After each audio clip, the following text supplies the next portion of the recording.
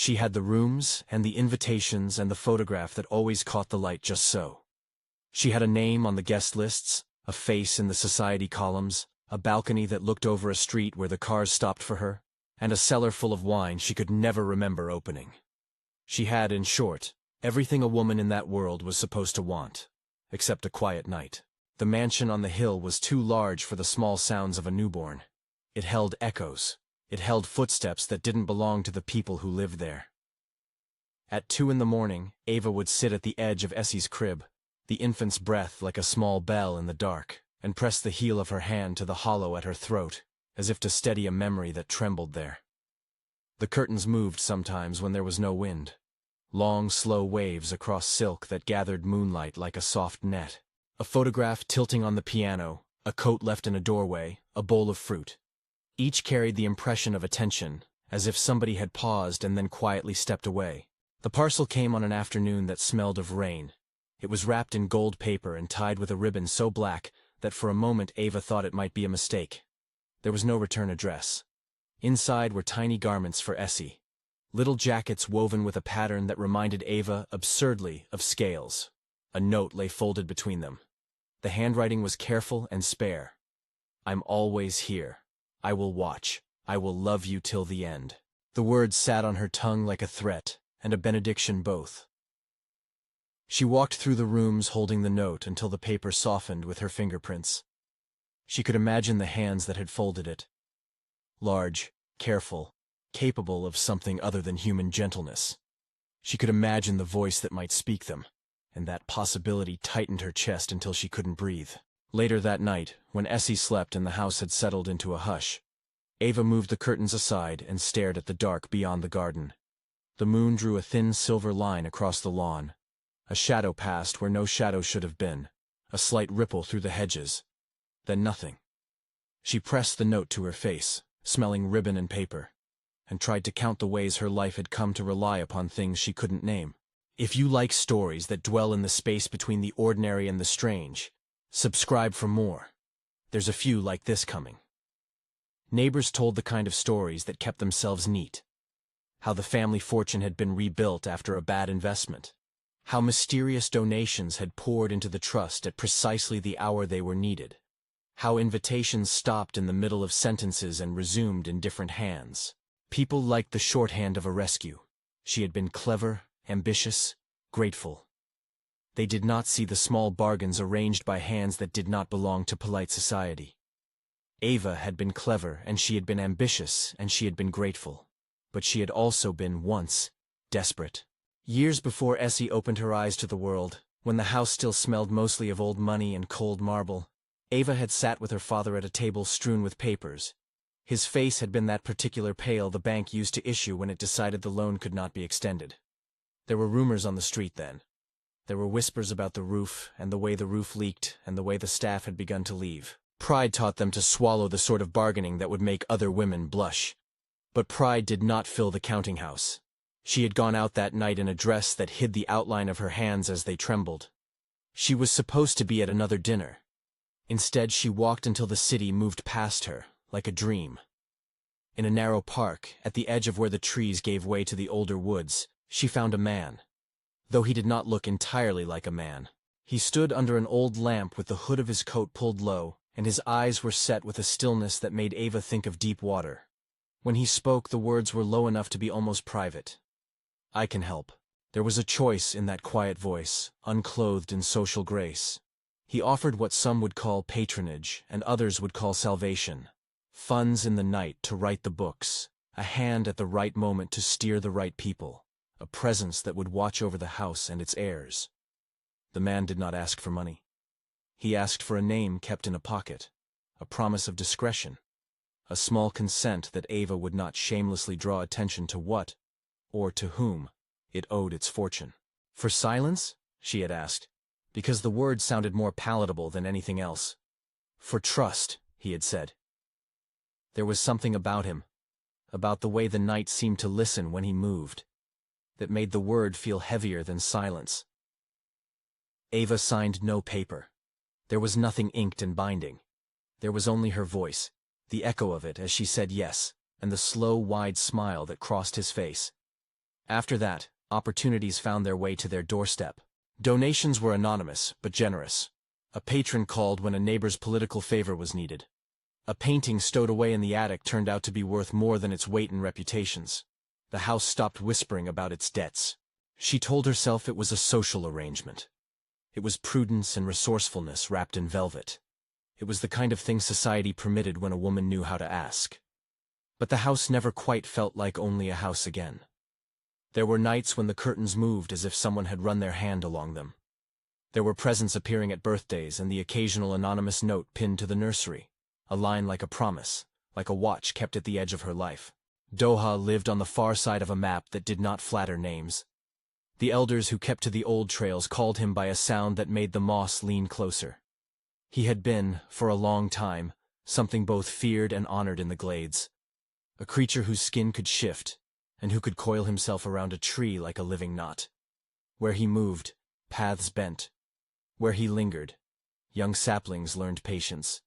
The animals of the forest settled around his presence like people around a warm hearth. But in the hollow of his being there was a hunger that had nothing to do with prey. He longed for the possibility of hands that were not quick and cold in the dark, for the soft certainty that came from a voice naming him as someone known. When his glance had first fallen on Ava across the water, it had been the shape of her sorrow that seized him.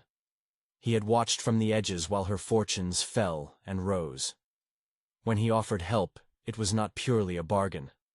A being long trained to measure the small things, how mist hangs on a web, how moons slide across leaves, he had also learned the simple arithmetic of giving and remaining near.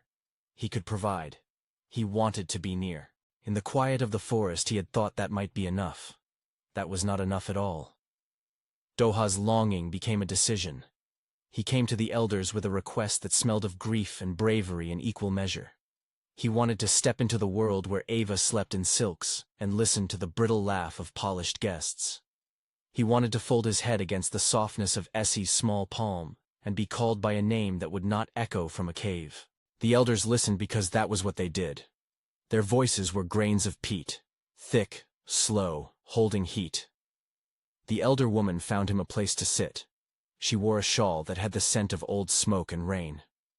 The elder man spoke without haste.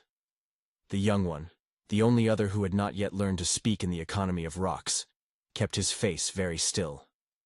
"You know the rules," said the woman at last, like a bell tolled for a small village. Doha nodded. His tongue had the taste of wet moss. He had already known in his bones the ledger they kept beneath the roots. He did not ask them to rewrite it. He asked them to honor it. The elders set the terms like stones on a path. First, there would be an object, small and strange, to be carried to the mountain that held the white rock. The object would be chewed until it was nothing but flavor and memory dissolved into the air. Second, once the tongue tasted human and the bones tightened to human shape, there would be no return to the coils and the climb. Third, the memory of his life among the trees would be a toll exacted to pay for a human fate. It would recede like a tide, first as a fog, then as a distance, until the forest felt like a dream told around a hearth. Fourth, any treasures he had already gifted to the household would remain. Gold would stay where it was, favors would not be undone. Yet human life would be work, sometimes brittle and always honest. There was a final clause, spoken soft and heavy as the mountain itself. The pact was not a magic shortcut to perfect comfort. It was a reshaping. It would make him prone to the small cruelties of hunger and weather and the ache of mortgages and small talk. It would make him close to Ava, but not free from the ordinary loneliness of the human condition. "Do you consent?" the elder asked. Doha's reply was not a word but an uncoiling of will he had not thought capable of the like. He chewed the small object the elder gave him. Something leathery and seed-like, like a dried fruit that had been cured by wind. And the taste broke on his tongue like stone dissolving. The mountain wind took it from him, the flavor becoming something the world could not keep. He was pulled out of being and into being. For a moment his skin flared with lights like embers, then the lights went out. Where scales had been, there was skin. Where the neck had moved in a way that caught the eyes of deer, there was a slight slackening that was only now and then. He remembered the taste of willow sap, and then he did not. He could still feel, for a breath, the weight of the elder's hands. Then the weight shifted to the new rhythm of a human heartbeat. The ritual did not bruise him, it emptied and filled him both. He staggered down the mountain as the sun angled like a blade across rock, and when the city took him back into its folds, he moved with the ungainly caution of someone learning how to walk after a long sleep. He went to the house he had watched from the trees. He did not come as the creature of old stories. He came as a man, narrowed and honest, with hands that were callous toward work, and a way of holding himself that kept begging for forgiveness. He wore a coat that smelled faintly of moss because he had wrapped a scrap of the forest in his pocket at the last. A superstition. He brought nothing else. He had signed no paper with Ava. He came instead with the heat of a decision and the ache of the cost. When he stood at the door, his palms tingled as if there were still a memory of coiling. He lifted his hand and knocked. The sound was small. It traveled through the house and awoke old sleeplessness like a rustle in the walls. Ava opened the door, and the world that had been arranged so carefully shifted. He was not the hulking horror of children's tales.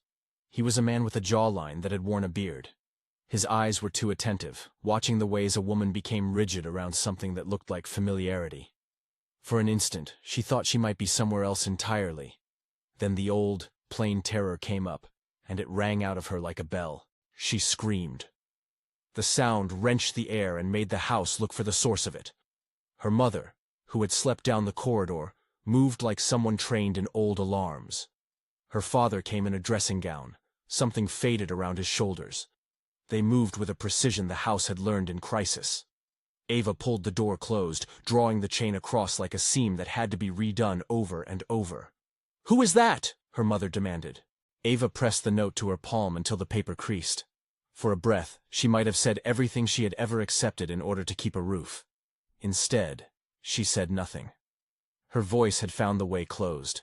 Outside, Doha stood in the rain that had begun to come soft and thin. He did not push.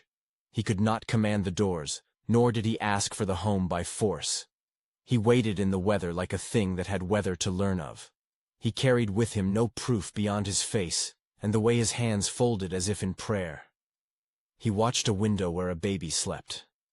When Essie stirred and made a small sound of discontent, he put his hand over his mouth like a man ashamed of noise. Hours stretched and the night deepened. He stayed on the steps. He did not leave until the house itself seemed to make room for him in the way that old things do. A photograph knocked from a frame and set back on the mantel, a lamp left burning on a porch. He waited until the family, pulled between curiosity and guardedness, came down. What they learned over the next days was less of a tale than a cautious series of facts. He had been a watcher, he said. He had given help when help could be given. He had loved Ava, he added, and his voice caught there. It was not a flourish, only a small, honest ache. He had come because he wanted to be near his child. He told them about the mountain in bare strokes, and about the elders as if describing the weather. He could not tell them what it felt like to be otherwise. He tried, and his words slipped like fish between fingers. Her father watched him like a ledger, tallying risk and improbability. Her mother watched him like a midwife, attentive to heartbeats and little truths. They asked things a family must ask when the unknown comes to breakfast. Would he stay? Would he work? Could they trust what he could not guarantee? When asked whether he could be anything but honest, he nodded in a way that admitted he did not know the language of their doubts. "The elders said," he told them once, and the adults listened as if the word elders had brought its own authority. "I will be bound. I will not turn again. I will not remember easily where I came from. The things I sent will remain. But I will have to live as you do, work, tire, pay for things you take for granted. I am asking for the right to be a man in this house. I am offering my life, with whatever softness it contains." Ava's mother sat the infant in her lap and let the baby wave at the stranger as if at a distant carnival. Essie reached for him with the greed of the newly born, fingers like little maps. The baby's touch struck him quiet the way a bell strikes silence. Something in him, not yet worn thin by human forgetting, answered like an old echo. They tested him in small practicalities. He stood by the stove and made tea with a slowness that belied a naive awkwardness. He offered to help with errands, to pick up vegetables at the market, to learn the names of the paint in the cellar. He spoke without the gilded cleverness of a patron, and without the arrogance of a man in debt to his own largesse. He was earnest. He opened jars for the nursemaids when their hands were full. He fixed a leaking tap. He asked how to balance a checkbook, and sat with a book on arithmetic like a child at a desk. But there were moments when the cost made itself known. Late at night, he would stand in the garden listening to a sound with a hollow look in his eyes. He would wake with a start and search his pockets for something that wasn't there. A scrap of cedar, a stone with runes, a pattern of scales and a glint of a serving tray would make him pause, as if a tune he had known once had been played until he could no longer remember the melody. He sometimes traced the lines of the house like a man trying to map a coastline. When he slept, he dreamed of falling trees and the smell of wet earth, and the dreams were honest enough to ache the next morning. Ava's fear did not evaporate because a man could make tea or because the baby smiled at him. Fear had the anatomy of a wound. It required time and gentle pressure to set. She shut herself away from him not from cruelty, but from the fragile instinct to keep a child safe. The note that had arrived in gold paper lived like a blister in her chest. It told her that he had been here in a way she had consented to, but could not fully reckon with.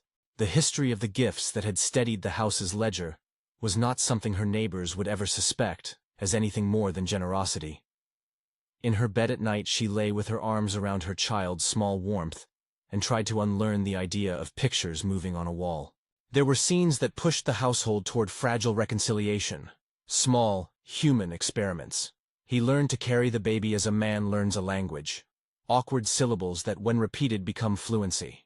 He read children's books aloud until his pronunciation smoothed into a cadence that made Essie pause. A small, perfected silence that meant attention.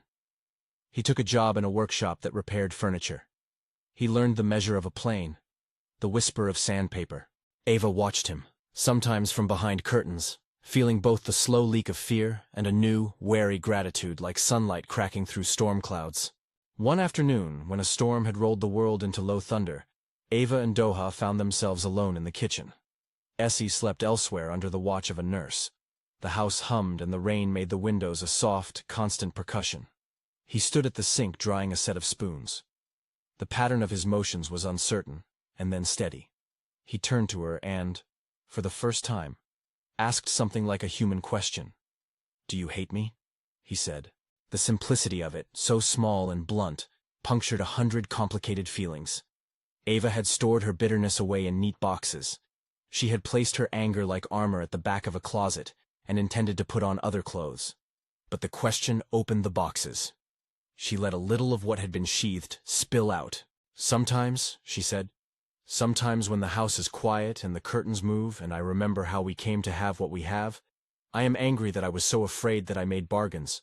Sometimes I'm angry at myself. Sometimes I'm afraid I traded pieces of my life, and I don't know what I traded." He held the towel in both hands like a prayer shawl. "You made choices," he said. "So have I. We have traded pieces. That is how lives are kept sometimes. I should not have thought loving you would make the rest of it easy."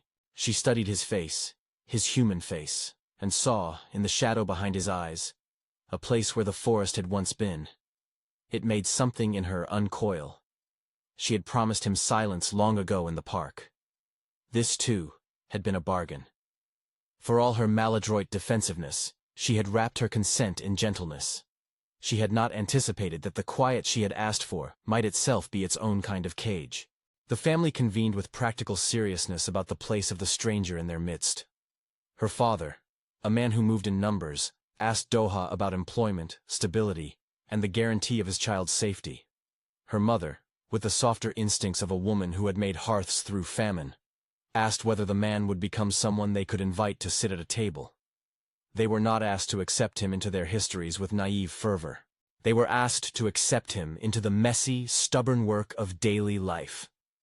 Because of the terms of the elders, because of a bargain Doha had struck on a mountain where wind had witnessed the swallowing of an object, there could be no dramatic return to the serpentine grace of the forest.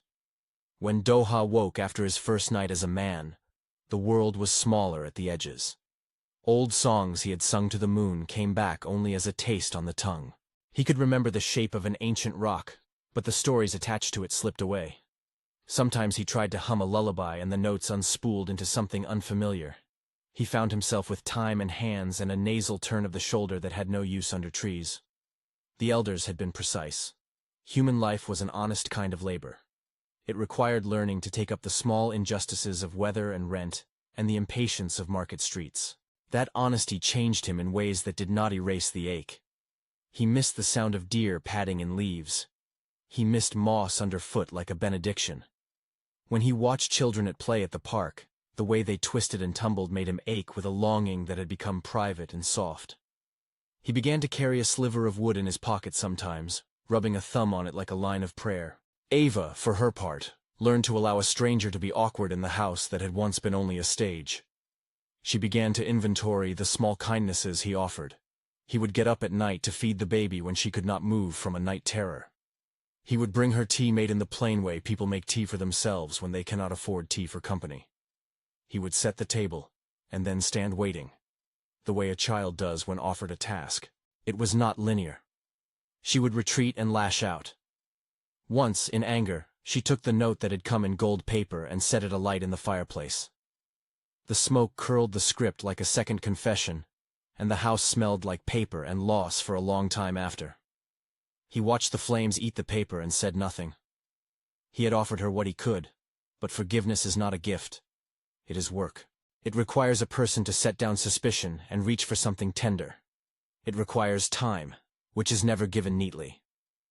Village tales did not help them. There were people prone to sensational stories who spoke of a woman seduced by a spirit. Others offered a more generous rumor. She had been rescued by a guardian. Both or neither were true. The truth sat in the space where the curtains moved and the baby slept, and the father balanced ledgers. The household stitched itself back slowly, with a rhythm that felt more like a loom than a machine. Doha's human life taught him the depth of ordinary damage. He learned that money can buy a hospital, and not the relief of a pain that sits quietly below the ribs. He learned that names could restore a man to social life, and still fail to keep him from wondering who he was before dawn. He worked at the furniture shop, his hands remembering how to press and smooth. Sometimes he stayed late, and the smell of shavings became a reminder of a life that both contained and deprived him. He earned a wage and paid a share of the rent. He learned rude cafe jokes and smiled when they were told. He made friends who were slow to trust but precise in physical loyalty. Something in him dimmed. The thing that was a python and that had walked the forest without questions of banknotes left as if a tide. The elders had been right about the forgetting. With each ordinary day, memories of where he had come from thinned like thread. He could no longer map the creek that cut a path through stone. He had a dream one night so vivid of a hollow tree, so precise in its rot and its beetle buzzing, that he woke with the taste of sap in his mouth and an ache that lasted until noon. But the dreams grew fewer, and the ache softened. He found himself making room for the sound of Essie's laugh to fill what had been moss. Ava's surrender was not an ending, but a beginning, fraught with all the small human complications of tenderness. She found that anger, like tea, had to be made again every morning until the palate changed. She learned to accept that the house's comforts had come, in part, from something she had asked for with bare hands. She learned to be accountable to the choice she had made. Sometimes she would stand at the nursery door and watch Doha hold their child in a way that was part thunder and part tenderness, and the sight would both soften and prick her. She remembered the bargain she had struck in the park with a clarity that sat like a brand. She had asked for help and given a promise. She kept her promise, and the keeping of it taught her as well as punished her. The world outside continued to be the world of banquets and societies, boards and speeches. Ava returned, slowly and only in careful measures, to the gatherings she had once inhabited with an easy grace. She no longer shone like something that never fractured. She carried a slight, unreadable crease that softened her laugh into something honest. Doha learned how to wear a suit with the clumsy dignity of a man approaching the exactness of belonging. At a dinner one night, as Silver winked and neighbors murmured about appearances, he saw his wife laugh and felt a pain like losing a distant limb, and a joy like discovering a new ordinary sense in its place. There were reminders that their peace had been purchased. Once, on a clear morning, he went out and found a pattern in the reflection of a puddle that made him pause. The glint of a scale shape on a serving tray, and the past rose like smoke. For the rest of the day he would wander and try to catch the tail of something that had been. He would return more tired and more grateful. The bargain had not been moral or immoral in simple terms. It had been, as the elders had promised, a swap of ways of being. He had given the wild and taken the fragile steadiness of human warmth. In time, even the curtains stopped making secrets. They still moved sometimes, but the motion no longer sent Ava to the nursery in fear. When a breeze slipped between the panes, she would stand and watch it go like a neighbor leaving a talk. The house became a home not by magic, but through the white work of patience. Evenings of reading aloud where Essie picked up syllables, mornings of coffee shared by a small square of table, afternoons where bills were paid and laughter arrived, sudden and bright, in a corner. They planted a small tree in the garden to commemorate the first year of their more ordinary life. It was a slender thing, not old enough to bend wind. But they stood together and pressed soil about its roots, like people burying a small grief and promising to feed its start. Doha tied a strip of cloth to its first branch, the piece of moss he'd carried for luck, and for a while when the sun caught it, it shimmered like a small promise.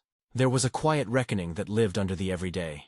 When Doha, in a rare pause, traced his fingers along a line in the banister that used to follow a path known only to deer, he felt the loss of names and songs like a limb missing its muscle. There were nights when he shut the shutters and pressed his forehead to the wood so the house would not fall into the heavy, human loneliness that sometimes visited him. He was not granted all the solace he had imagined when he chose to be near them. He was granted the harder kindness, the ability to be present and to carry the cost of being human. Ava's family learned to make a home that could hold more than one kind of history. They never turned the Pact into a public spectacle. The house kept its secrets in the way a throat keeps a cough. They let the neighbors say their versions of the story. In the privacy of their rooms, they mended and wore their lives like garments that needed eventual washing and notice. Essie grew into a child who smiled with both mischief and a kind of solemnity. She loved bedtime stories and sometimes, when she was very small, would press her ear against Doha's chest and say simply, "Tell me about the trees." He would tell her, sometimes haltingly, about things that might be true and might be dream. The stories streamed in a way that braided the memory and the made-up together. And the child nestled into that braided language, like someone finding a blanket in the dark. Doha's forgetting never became perfect amnesia. There were fragments, bright and precise as glass. The sound of a particular bird's call, the feel of a certain stone beneath his bare feet. They surfaced unbidden, and each felt like the ghost of an old world. Sometimes he would try to press the memory into language and to stitch it back into the practice of his days, and the adults around him, Ava, her mother, the nursemaids, would listen and then move the conversation toward the present. They did not demand that he perform what had been. They accepted that his cost had been paid, and that the living of the rest would be their collective work. The most profound changes for them were not the grand gestures, but the slow accretion of small trust. Ava let him in on the account numbers he was allowed to manage. She took his hand in public once during a mild scandal about an estate, and that small touch comforted him more than any feast. Her father had offered him a place at the table in business matters, not as a peer, but as someone to be taught. He accepted with the awkward humility of someone who had already learned to ask for directions to a place called belonging. Years later, when the house had acquired the kind of lived-in smell that is the sum of breakfasts and foot traffic and the sleeping breath of two small children, they would call the bargain by fewer names. They called it a saving and a sacrifice. They sometimes called it a madness, but one that had done them good. The elders of the forest remained in their places beyond municipal maps. They were consulted if the family needed something beyond human help. The myth kept its edges. People told their own versions at dinner parties, some in conspiratorial tones, some as a kind of gentle warning about the cost of easy salvation.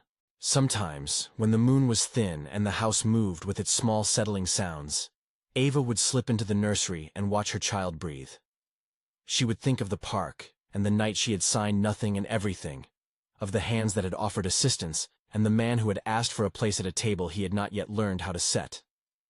She would think of the gold-wrapped note, once a weapon, and then a key, burned in the fireplace and never wholly reduced to ash. "Do you regret it?" she asked him once, the question arriving like a tide that could not be stopped. He looked at her with eyes that had once been deep water. Sometimes I think of places I cannot give you, he said, thinking of trees and the rustle of a deer. Sometimes I miss being something that didn't need to worry about rent, about tiredness, about how to answer a child's question about why the sky is blue and not just because it is, but I would not use what I had. I asked to be near you, and I would do that again. She considered the shape of his honesty, and traced a small circle on the table where the wood had been worn. We paid for our peace, she said. We paid with different coins. You with a past, perhaps, and I with my willingness to make a bargain. The house is quieter now. That is not nothing. He leaned his forehead against the table, and let the ache be small and human. Everything in them had changed. Some things they had traded and some things they had gained. The house had become a place that kept the ordinary clatter of life as a kind of holiness. In time, the lesson they had lived out refused easy sermonizing. It was neither simply moral nor simply mercenary. It was a story about what people will give for belonging. It was about a man who left a forest to learn the modest devastations of mortgage payments and tired breakfasts. A woman who had once chosen survival and then learned the cost of the choice. A child who learned to love two adults who had been both less perfect and more human than any storybook. On nights when guests ticked off their polite astonishment at the family's good fortune, when they could safely say how a woman was rescued or how a family had been rebuilt, Ava would smile and allow the myth to be tidy, so that the guests could make their own tidy ends. But in the privacy of the nursery and the backyard where the small tree drew a patient shape, the truth of their bargain remained a living thing. It sat in the creak of the stairs, in the calluses on Doha's hands, in the way Ava sometimes paused before accepting a gift, measuring it against the price of silence she had once bargained for. The elder's verdict, that being human would exact forgetting, kept its weight. Doha woke one morning and could not quite recall the sound he had made under moonlight when a small animal passed his coils. He would sometimes write down little things he wanted to remember. The list became a pilgrimage of small certainties, names of birds, the precise shade of a moss. The lists were intimate and sometimes sad, and he kept them in a drawer next to Essie's clothes. He did not regret the drawer. It helped him map a life that was not all memory and not all loss. In the end, there was a quiet accord. Belonging had a cost, and it also had a currency of its own. They paid their part, and they also learned to earn more. Trust through small acts, forgiveness through repeated kindnesses, repair through the tedious work of life. When doubts came, they met them with the ordinary remedies of patience. They ate together and fought over petty things like any family. They celebrated small victories. Essie's first day at school, a repaired table that had been once nearly discarded. They planted another sapling when the first one left the house with a sturdier trunk. On a night years after the parcel first arrived, the family sat together with the kind of stillness that does not demand explanation. The small tree in the garden had grown enough to offer shade. The curtains in the sitting room moved when the wind found them, and did not rouse suspicion. Ava put a cup of tea on the table, and Doha folded his hands around his own mug, with the care of a man who had learned the worth of small comforts. Essie, no longer the breathing infant, but a child with hair in a messy braid, laughed at a story, and her sound filled the room like a promise. Doha reached for Ava's hand, and held it without the tremor of someone who feared a sudden withdrawal. She looked at him, and in her eyes there was not only the ghost of that frightened woman in the park but a whole other face, the patient person who had learned to live with the consequences of choices that seemed necessary once. They had not found an Eden. They had found a home. The elders of the forest remained distant and unspoken of in polite conversation. The world had not been asked to approve their choices. What the house carried, finally, was not a clean morality, but the messy, human work of repair. The pact had been struck and honored in its terms. The man who could have been a monster became simply someone who got up at night to check on a child. The woman who had bargained for survival learned to say aloud the few regrets that refused to be kept in a pocket. The baby, who had once been a small instrument of longing, grew into a person who measured love by the way it arrived and stayed. At the base of the mountain where the ritual had been done, the grass had kept a memory of footsteps. The world never quite forgave the things that are changed, and it also learned to accept the new shapes. The elders said what they always said about choices. They cost what they cost, and they could not be returned. They watched from the glade and listened sometimes to the hum of the city on clear nights, and their faces did not move. For Ava, the lesson was quieter than the cliffside epiphany a gossiping society might hope for. She had not been saved from consequence, nor given angels to polish her mistakes. She had, instead, a family that required ordinary patience and a partner who had traded a life he had known for the small, stubborn ordinariness of being near her. The bargain was not repentance or absolution. It was a long apprenticeship in trust. They lived then in the steady way of people whose house knew the small sounds of the night and did not mistake them for omens. They learned to forgive themselves as much as they asked others to forgive them.